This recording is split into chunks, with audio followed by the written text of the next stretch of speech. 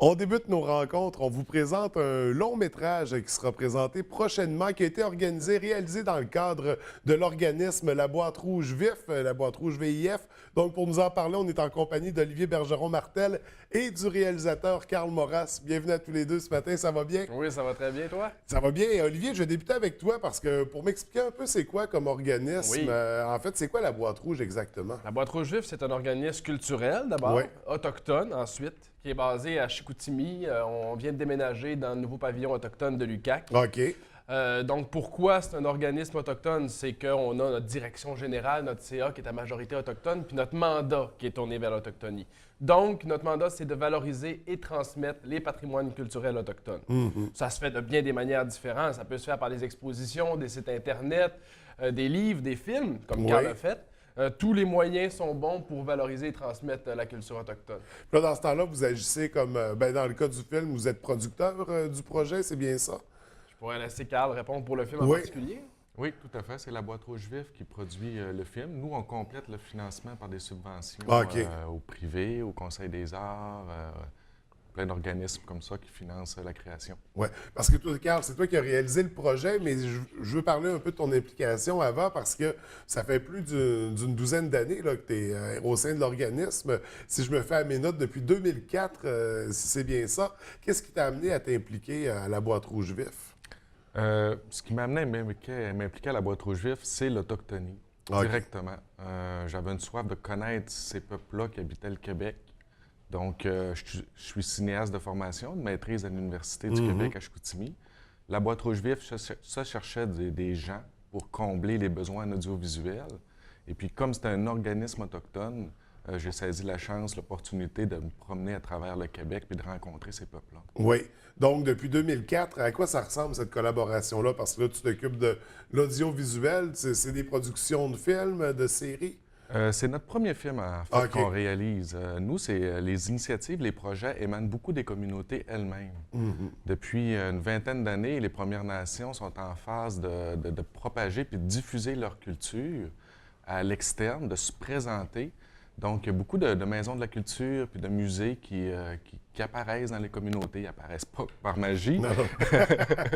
Mais Donc, ça se bâtit, ça se développe. Ça se développe. Puis une expertise de la Boîte Rouge Vif, c'est d'habiter ces maisons de la culture-là, notamment en réalisant des expositions. OK. Donc, qui dit exposition, dit audiovisuel. Oui. Des petits clips, des petits courts-métrages qui viennent meubler toutes ces expositions-là.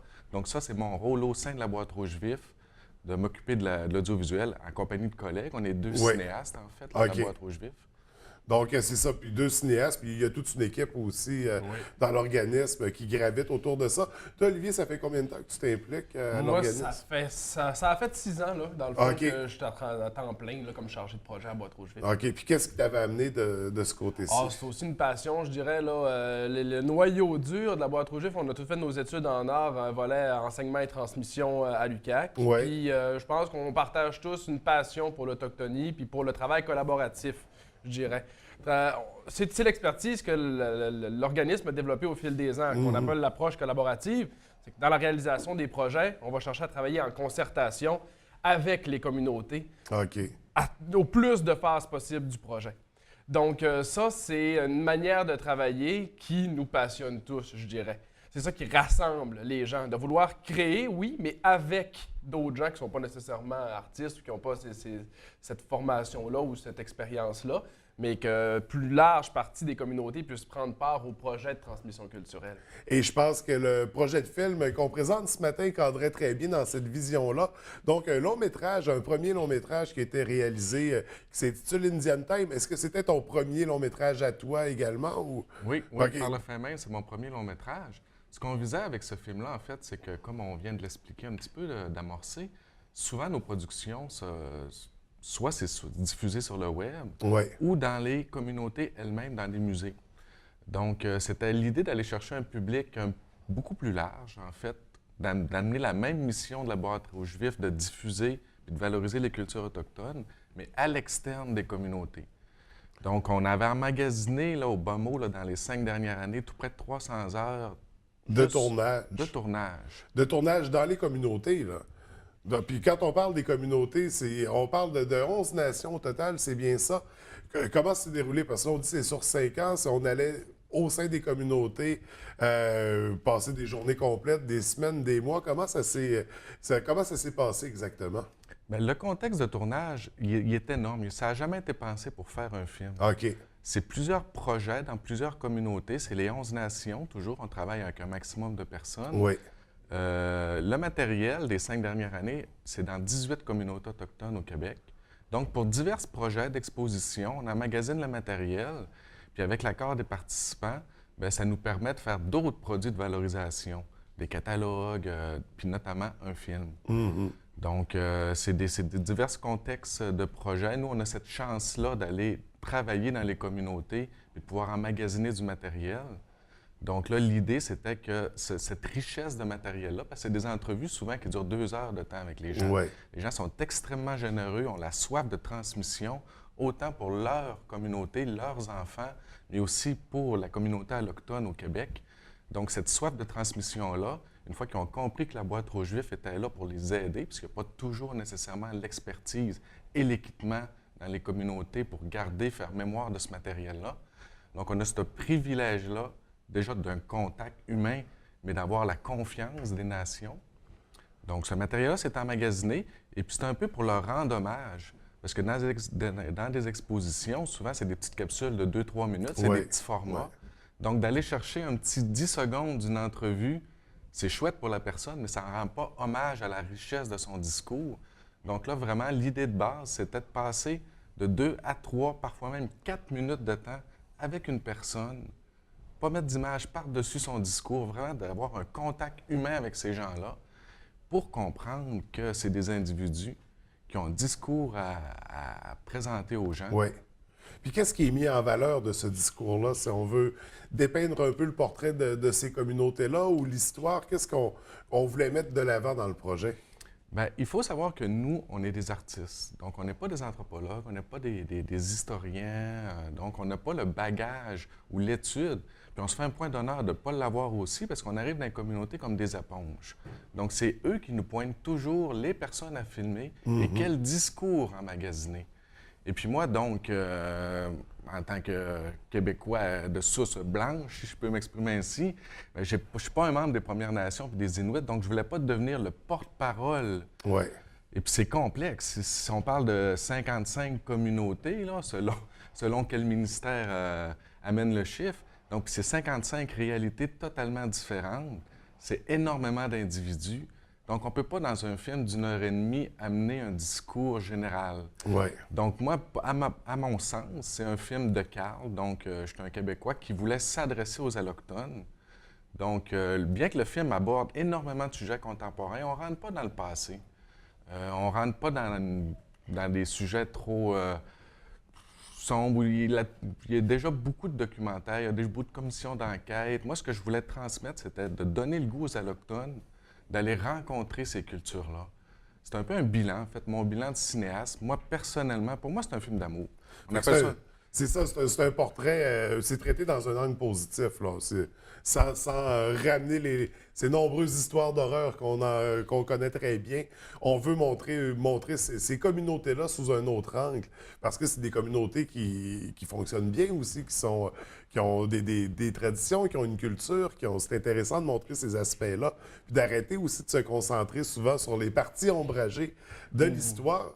Ou de montrer l'envers de la médaille, finalement, pouvoir aussi avoir une vision d'espoir ou de montrer les bons coups. C'est des communautés qui sont ancrées dans le présent puis tournées vers l'avenir aussi, qui ont plein d'idées, qui ont plein de projets, qui ont un souffle de vitalité. Donc, c'est de montrer ces autres côtés-là aussi. C'est de briser un peu, c'est ça, cette vision-là qui s'est créée. Je trouve ça vraiment intéressant comme démarche parce que je pense que c'est important de le faire aussi.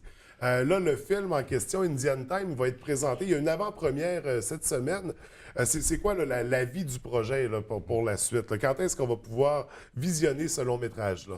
Mais ça, c'est la beauté de la chose. C'est qu'à Boîte Rouge Vif, tout ce qu'on fait est pour les communautés autochtones en premier. C'est eux qui nous donnent du matériel, donc le matériel doit leur servir. Donc là, on profite d'un beau projet qu'on a à la Boîte Rouge Vif qui s'appelle Retour.